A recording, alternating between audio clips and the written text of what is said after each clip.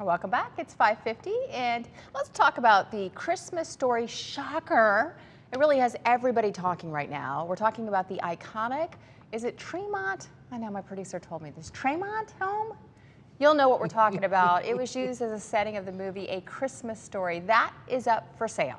And it's not just the house either. There's a sprawling campus of lots that have been acquired over the years. John Kasich takes us through this new sale. It is a piece of Cleveland history that in a relatively short period of time has grown into one of the city's best-known tourist attractions, drawing visitors annually from all over the world. From West 11th Street this day, though, there is something that is jumping out at tourists even more than the leg lamp. For sale signs. I want to buy it. Most were surprised at the sight of the signs, which you clearly can't miss. Didn't even know that it could be for sale. Thought it was like a, I don't know, like a state museum type thing. Or No, it is privately owned, and yes, they can sell it, says Chad Whitmer, the realtor handling the deal. We're putting the house up for sale. Ralphie's house. Why?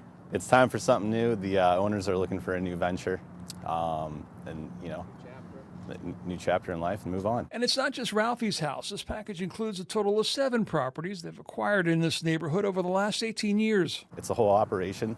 You know what you see here. There's a museum, the Bumpus's house, gift shop, some parking lots. The success of this whole enterprise pretty much mirrors the success of the movie itself. Remember, it didn't become a cult classic until years after its 1983 release. And in much the same way, this place didn't become a tourist attraction until years after that. In fact, until 2004, it was pretty much an afterthought. The house came up for sale on eBay. I couldn't believe somebody was selling it. That was owner Brian Jones in 2006, telling us how he put in his bid of $150,000 from California without ever seeing the place. I bought it within a day. I was like, I gotta have that. That's really cool. He would pump more than $200,000 more into it, gutting it and converting it from an up-and-down duplex into the iconic home of Ralphie as it looked in the movie. I just didn't want it to fade away, and be unrecognizable. And in November 2006, the Christmas Story House and Museum opened. Over the next 15 years, Jones would acquire the other properties. There's also been a transformation of the neighborhood itself, fueled in part by the museum's foundation that raises funds from the Christmas Story 5 and 10K runs